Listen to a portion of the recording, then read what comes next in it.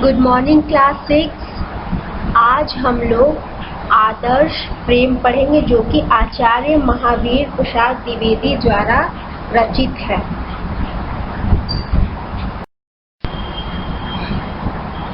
आदर्श प्रेम नामक कहानी में हम लोग पढ़ेंगे, यह एक राजस्थान के राजपूतों की कहानी है और यह कल्पना मूलक कहानी नहीं है, यह एक सत्य घटना पर आधारित है।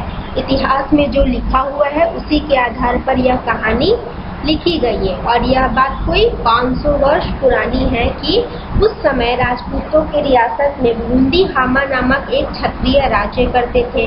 वे हांडा जाति के राजपूत थे। उस समय अलाउद्दीन खिलजी के आक्रमण से कुछ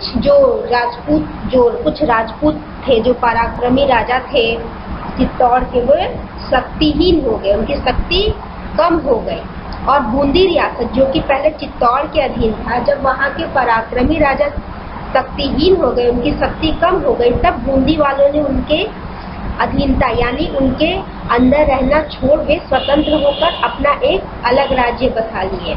और फिर जब कुछ दिनों बाद चित्तौड़ समझा यानी उनकी शक्ति धीरे धीरे वापस आई, तब वहाँ के जो तत्कालीन राजा थे राणा जी, उन्होंने हामा को कहला भेजा कि अब हम फिर से तुम्हें हमारे अधीन चित्तौड़ में रहना पड़ेगा। हामा ने यह उत्तर भिजवाया कि यह बूंदी राज को हमने अपने बल से जीता है और हम किसी के अधीन नहीं हैं, परंतु आप बड़े हैं, कहिए तो होली और दिवाली में आपके यहाँ आ सकते, लेकिन आपके अधीन रह नहीं सकते और इससे ज़्यादा आप मुझसे आशा भी ना करें।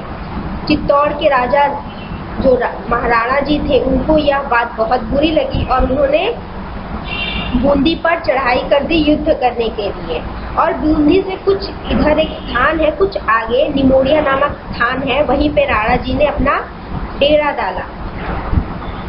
दूतों जो राणा जी के दूत थे, यह जो संदेश था उन्होंने हामा के पास पहले ही पहुंचा दिया। तो हामा ने अपने 500 योद्धा लिए और वो लोग चुपचाप चले आए और उनके आने की खबर राणा को न पता चले, इसलिए उन्होंने रात में ही जो राणा जी थे उनके डेरे पर हमला बोल दिया। वो लोग तो पूरे बेसुध थे, तैयार भी नहीं थे। अंत में हामा युद्ध जीत लिए और जो राणा जी है वो किसी तरह अपने प्राण बचाकर चित्तौड़ की तरफ लौट आए और सब हामा की जीत हुई और सब वहाँ बूंदी में आनंद मनाने लगे।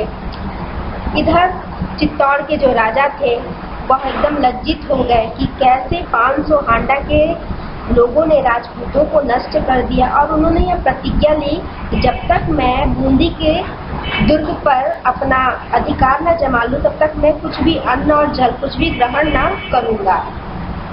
चित्तौड़ जो है वो बूंदी से 32 कोस दूर है। सबने राणा जी को बहुत समझाया कि इतनी जल्दी युद्ध करना, इतनी जल्दी बूंदी पे अधिकार जताना, यह सब कुछ इतनी जल्दी संभव नहीं है और आपने अन्न और जल त्याग करके बहुत ही गलत फैसला लिया है, इससे आपकी मृत्यु भी हो सकती है, कुछ गलत भी हो सकता है।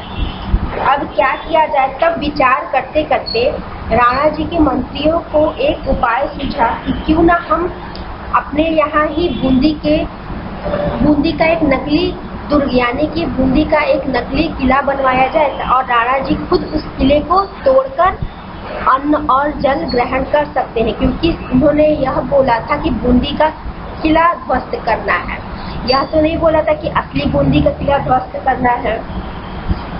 उसके बाद राणा जी ने स्वीकार कर लिया। फिर क्या था, चित्तौड़ के पास ही एक मैदान में बूंदी का दुर्ग तैयार किया गया। अब चित्तौड़ में बूंदी का नकली दुर्ग तैयार करवाया गया और फिर जैसे यह एक खिलौना हो गया, एक खेल हो गया कि राणा जी आएंगे और उस दुर्ग को नष्ट कर देंगे और अन्न और जल ग्रहण कर लेंगे। अब बूंदी में जिस हांडा जाति के राजपूतों का राज्य था, उस जाति के लोगों की एक छोटी सी टुकड़ी कहाँ थी? वह अभी भी चित्तौड़ में ही थी, जो कि राणा पे ही आश्रित थी, वह राणा के ही अंदर थी। लेकिन कुंभा बैरसी नामक एक हांडा वह उस टुकड़ी का प्रधान था। वह वहाँ पे आखिर यानी कि वह जब वहाँ पे वह शिकार करने गया, उसने जंगल में एक हिरण को मारा और वह पीठ पे लेके उस हिरण को चित्तौड़ लौटा। जब वह लौटा तो उसने देखा कि यह क्या बन रहा है। तब प्रधान ने बोला कि यह तो बूंदी का हम लोग नकली दुर्ग बना रहे हैं, जिससे महाराणा जी तोड़ेंगे और तब जल ग्रहण करेंगे। तब कुंभा बोला कि क्या यह खेलने की चीज है, जिससे जैसे मिट्टी के घर होते वैसे क्या बूंदी का दुर्ग भी हो सकता है। तो फिर उसके बाद कुंभा को सारी बातें समझ में आ गई। फिर उसने क्रोध से जलते हुए कुंभा को बहुत क्रोध आया कि हांडी जो जाति होती है हांडा की, वह तो बहुत ही महान जाति है। भले ही वो उस जाति का था और हांडा की जाति के प्रति जो उसका कर्तव्य था वो उसे नहीं भूला था। और उसने गुस्से में आके बोला कि क्या वह लोग अपने मातृभूमि बूंदी का यह अपमान नहीं सहेंगे कि कोई बूंदी के नकली दुर्ग को बना के उसे बच्चों का खेल समझ के तोड़ दे।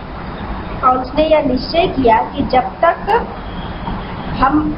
तक हो सके हम इस नकली दुर्ग की भी रक्षा करके अपनी मातृभूमि के सम्मान को बचाए रहेंगे और राणा जी को इसके अंदर भी न प्रवेश करने देंगे। इसी तरह वह लोग युद्ध करने के लिए दुर्ग के अगल बगल अस्त्र शस्त्र लेके खड़े हो गए।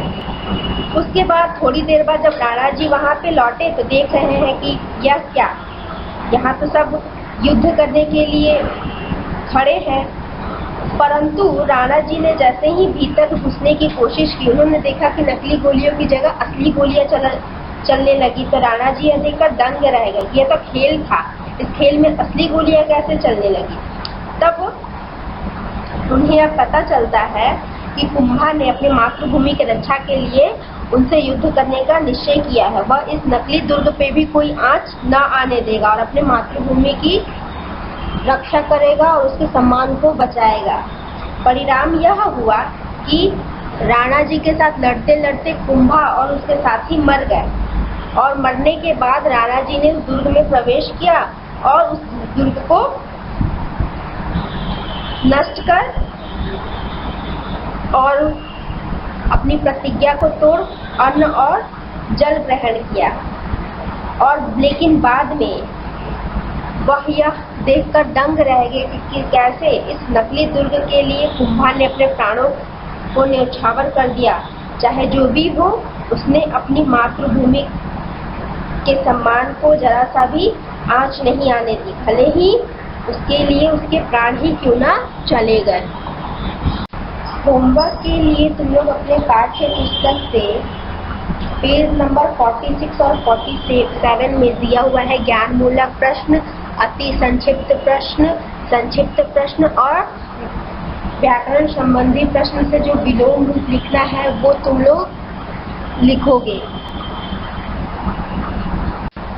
थैंक यू बच्चों। अब तुम लोग मुझे अपना होमवर्क 25 जून दोपहर 1:40 के अंदर नीचे दिए गए ईमेल एड्रेस पे सेंड करोगे।